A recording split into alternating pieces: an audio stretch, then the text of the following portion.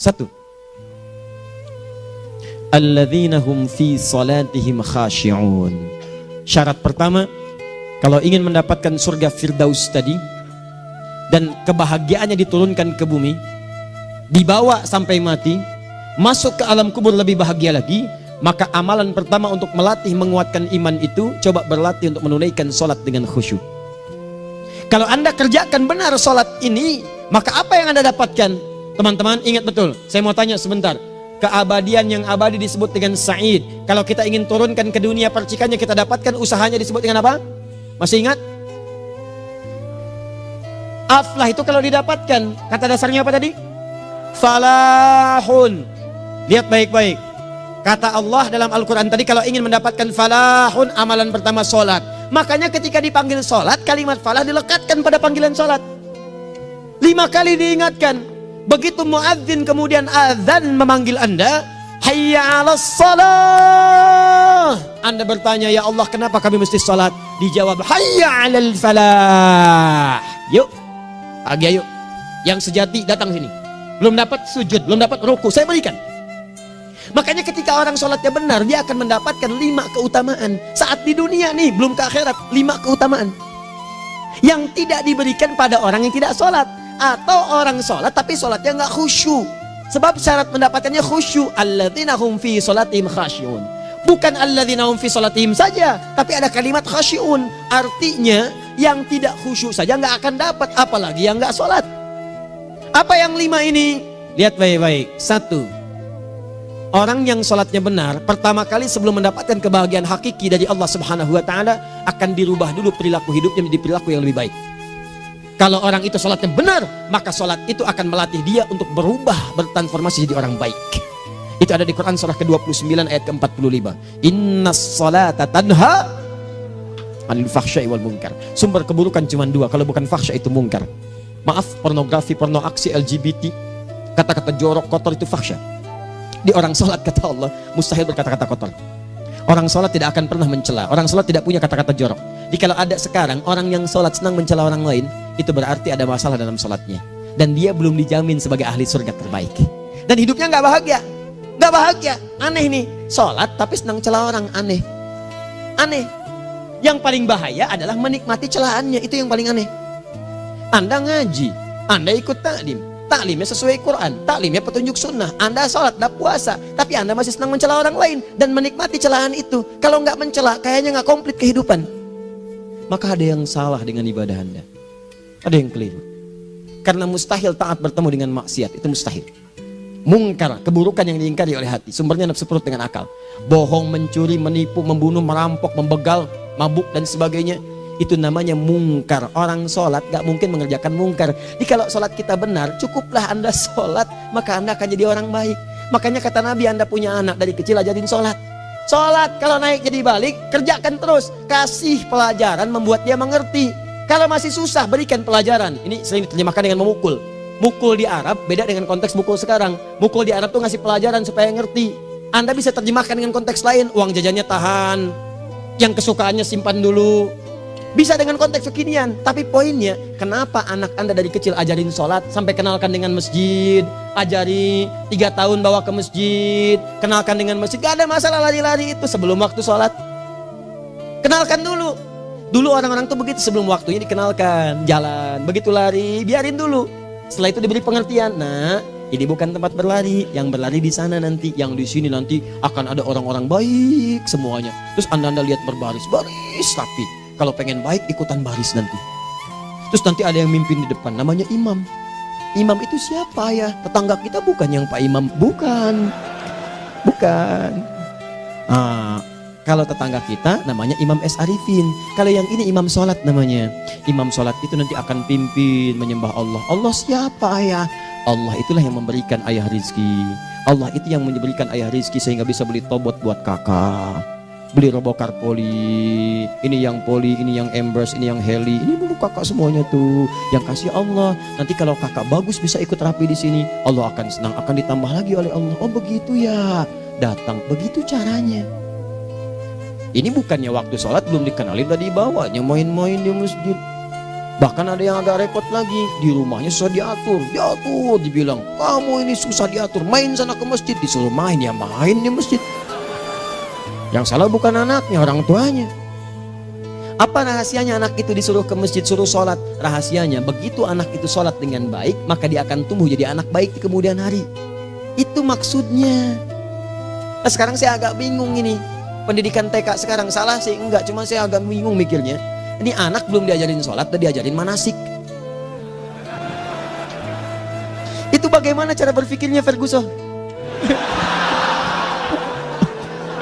Agak repot saya mikirnya tuh. Ya. Walaupun salah sih enggak, cuma saya bingung gitu. Kenapa nggak dikerjakan tahap yang pertama dulu? Tangga itu kan berurutan. Nggak bisa Anda lompat langsung ke 5. Kan 1, 2 belum terlewati. Jelas ya? Nah, ini gambarannya. Sholat nih. 1 pasti baik.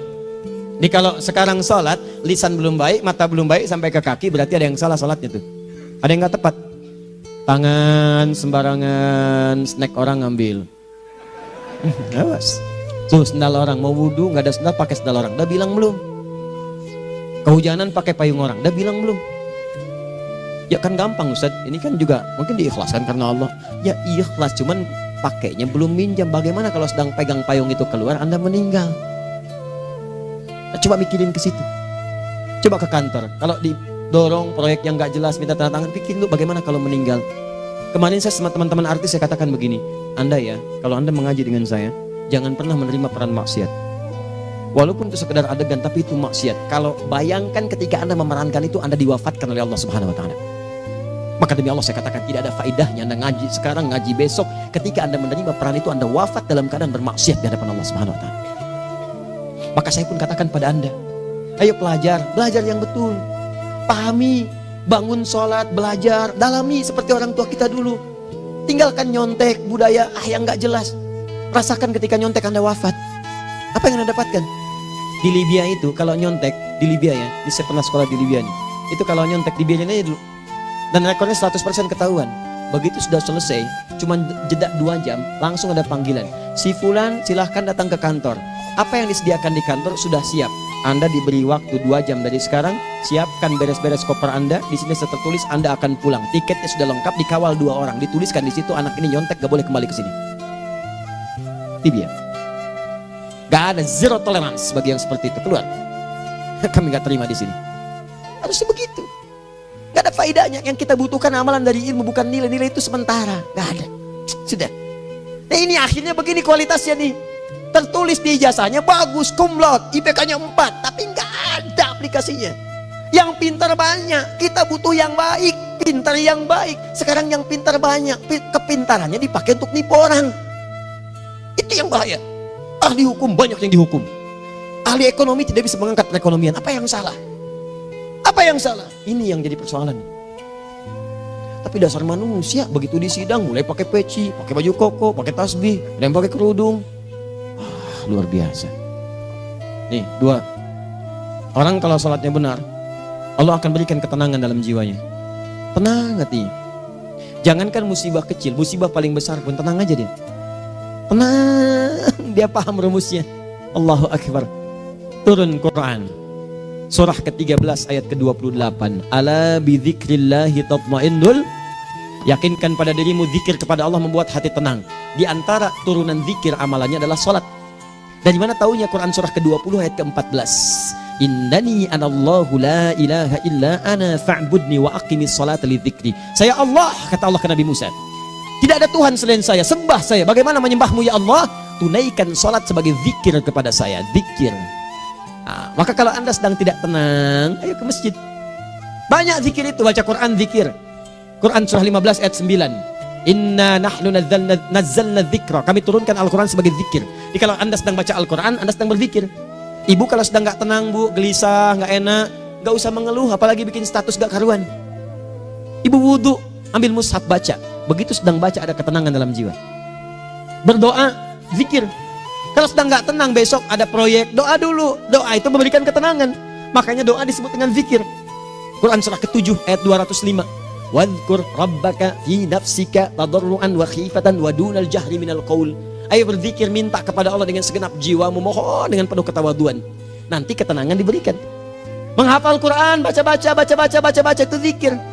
Quran surah ke-54 ayat 17, 22, 32, 40. Walaqad yassarnal Qur'ana lidzikri fahal min muddakir. Menyebut nama Allah Al-Asmaul Husna itu zikir. Sedang ada persoalan, ya Allah, ya Allah, ya Allah, ya Rahman, ya Rahim, ya Malik, ya Qudus, ya Allah, ya Allah, ya Allah, ya Allah. Zikir. Dalilnya Quran surah kedua ayat 152. Fadhkuruni adzkurkum. Sebut namaku, zikir. Apapun akan mengingatmu. Gimana menyebutnya? Ditafsir di Quran surah 17. Ayat keberapa? 110. Qulid Allah awid Rahman ayyamma tad'u falahul asmaul husna. Sebut nama Allah.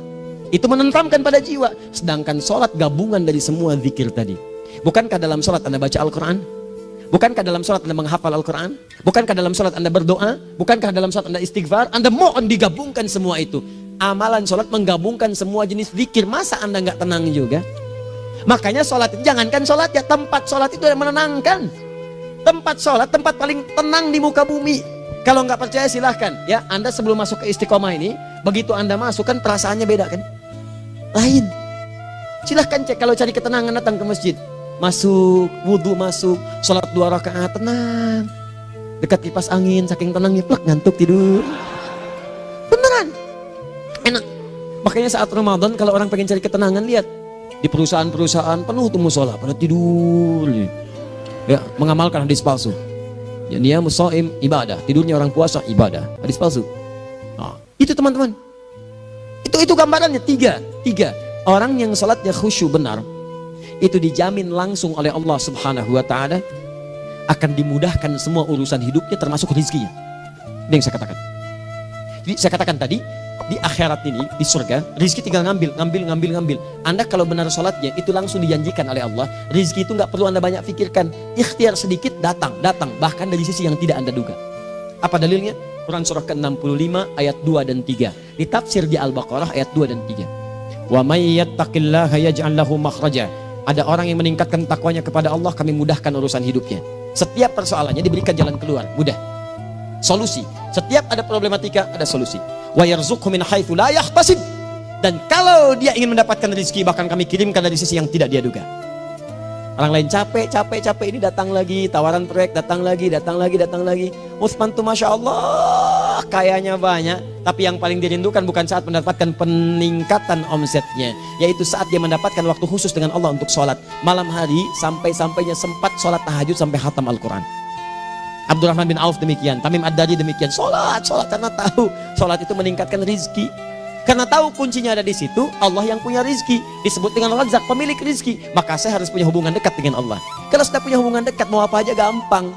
Belum minta, udah diperhatikan. Silahkan cek, Anda punya hubungan baik dengan bos Anda di kantor.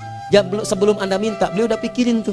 Telepon bendahara, dia udah ngambil belum gajinya? Belum Pak, tambahkan bonus sekian. Kenapa? Karena dia mengawasi Anda. Allah maha tahu dibandingkan dengan bos Anda. Mendekat kepada Allah, semua diperhatikan oleh Allah. Siapa orang takwa itu? Kalimat takwa pertama di Al-Quran Al-Baqarah ayat 2, amalannya ayat 3. Dzalikal kitabu la raiba fihi hudal lil. Siapa mutakin itu? Ayat 3-nya. Alladzina yu'minuna bil ghaib wa yuqimunas shalah. Gampang. Kalau pengen mudah hidupnya gampang.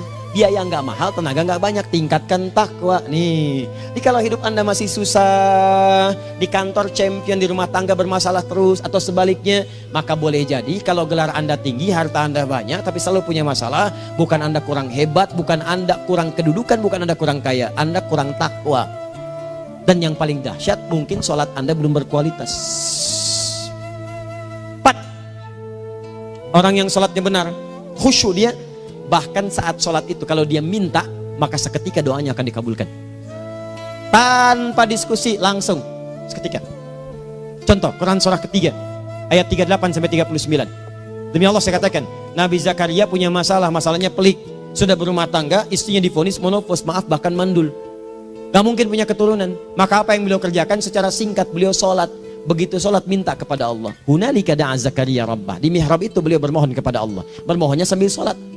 Qala rabbi habli min ladunka dzurriyyatan thayyibah innaka sami'ud du'a. Ya Allah, mereka katakan saya nggak mungkin punya keturunan. Sekarang saya ingin katakan, ya Allah, saya hanya minta darimu saja, saya nggak akan dengarkan mereka.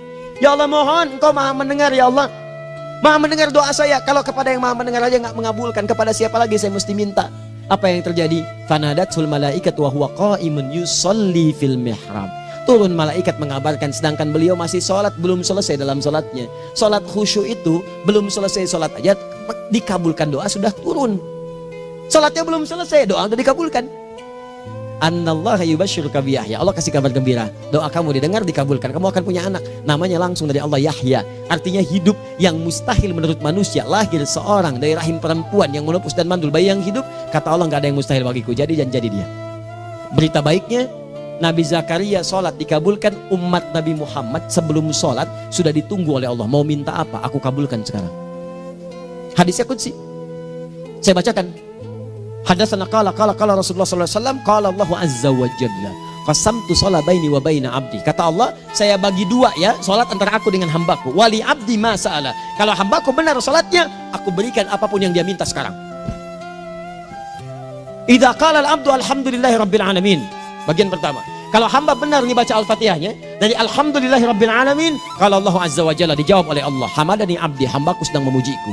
Wa idza qala ar-rahmanir rahim, jika hambaku berkata ar-rahmanir rahim, qala Allah azza wa jalla athna alayya abdi, hambaku sedang menyanjungku. Wa idza qala maliki yaumiddin, qala Allah azza wa jalla majjadani abdi, kalau hambaku mengatakan maliki yaumiddin, kata Allah hambaku sedang mengagungkanku. Perhatikan sekarang.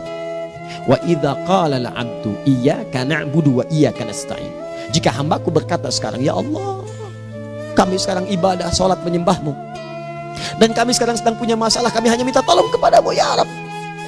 Apa jawabannya? Beda dengan sebelumnya. Kata Allah, hadza baini wa baina abdi, inilah perjanjian antara aku dengan hambaku. Wali abdi, kalau hambaku benar khusyuk salatnya sampai detik ini, baru sampai Al-Fatihah itu pun belum tuntas, baru sampai Al-Fatihah itu pun belum tuntas. Kalau benar bacaannya betul, salatnya dari takbir sampai dengan selesainya, sampai ayat itu, iyyaka na'budu wa iyyaka nasta'in, kata Allah, masalah apapun yang dia minta sekarang aku akan kabulkan. Besok saya kasih rahasia yang di KBP. Ada awal pembuka di awal sebelum Al-Fatihah yang kalau Anda benar bacanya, itu pengantar kepada pengabulan doa di Al-Fatihah. Apa itu? Besok. 5. Yang kelima ini yang paling diharapkan, dan ini penutup dalam kajian kita malam ini. Teman-teman sekalian, perhatikan baik-baik.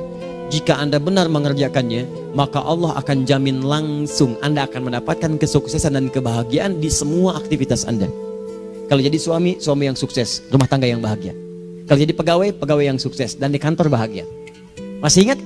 Kesuksesan yang menghadirkan kebahagiaan, konteksnya dunia disebut dengan falah, dipegang disebut dengan aflah. Dikembalikan lagi ke atas, ke surah ke-23 ayat 1 dan 2. Qad aflahal mu'minun. Apa amalannya? Alladzina hum fi salatihim khashi'un. Persoalannya, kalau Anda salat belum mendapatkan satu di antara 5 ini, apa masalahnya? Pertama masalahnya, kata Al-Quran, boleh jadi yang salat itu belum khusyuk. Apa itu khusyuk? 2 maknanya, dan saya tutup di sini. Apa yang 2 itu? 1, kebanyakan orang salat masih membawa dunia dalam salatnya. Makanya kalau pengen khusyuk, kata Allah, maka Anda rasakan akan bertemu Allah. Rumusnya Quran surah kedua ayat 45 sampai 46. Rasakan secara singkat, mungkin itu sholat terakhir yang Anda akan kerjakan dalam kehidupan. Mungkin di sholat itu Anda wafat.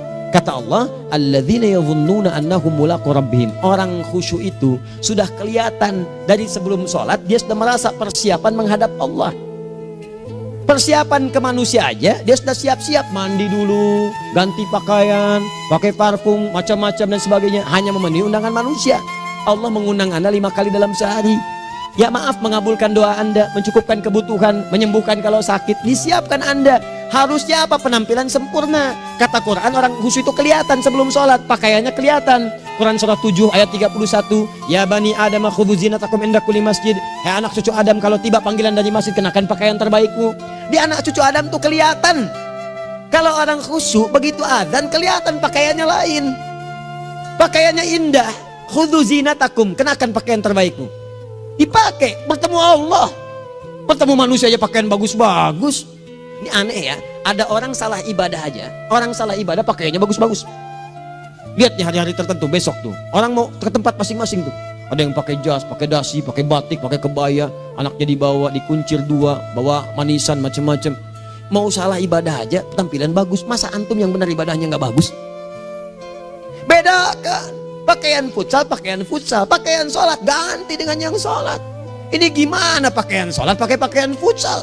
Depannya gambar Messi, belakang Ronaldo. Repot. Malaikatnya juga bilang, kamu salah baju, harusnya Luka Modric.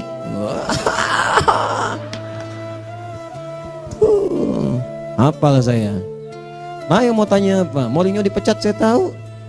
Lagi nganggur sekarang, ditawarin Benfica dia nggak terima. Sekarang jadi dia komentator di BeIN Sport. Nanti sebentar lagi dia akan komentari laga Saudi dengan Qatar dan komentari laga Arsenal dengan Ipswich. Digantikan oleh Solskjaer. Dia super sub dulu. Ya, super sub. Ya, the baby assassin, ya pembunuh yang berwajah baby face. Masuknya di akhir-akhir. Gol. Sekarang melatih dia 5 kali kemenangan, belum kalah sama sekali. Saya hafal itu. Tapi masih di urutan ke-6. Tapi jaraknya ke yang ke-4 itu tinggal 3 poin lagi. Hafal saya. Liverpool tahu cuma 4 poin sekarang bedanya. Kemarin 7 kalah 2-1 sama Manchester City. Walaupun banyak analisis yang menyebutkan mungkin itu diberikan saja gitu kan. Karena ada yang lain-lain. Hafal kedua Manchester City. Hafal saya. Ayo mau tanya apa lagi? Tottenham Hotspur ke bawahnya. Ada Chelsea, ada Arsenal, baru kemudian Manchester United. Liga Italia, wah udah gak kekejar Juventus. Ya, apa lagi? Dan seterusnya lah. Gak ada ujungnya bahas yang begituan. Jelas ya? Maksud saya, Anda tanya itu saya jawab. Tapi tidak menghilangkan ibadah kita yang lain. Dan apa ruginya?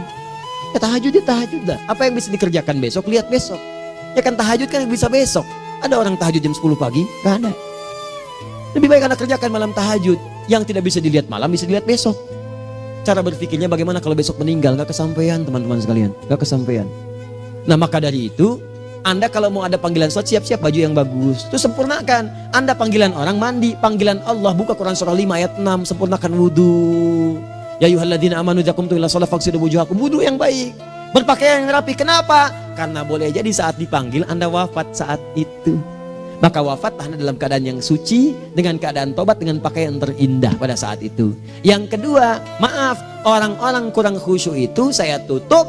Yang kedua itu karena kebanyakan orang sholat tidak paham, tidak mengerti apa yang dibaca dan dilakukan dalam sholatnya.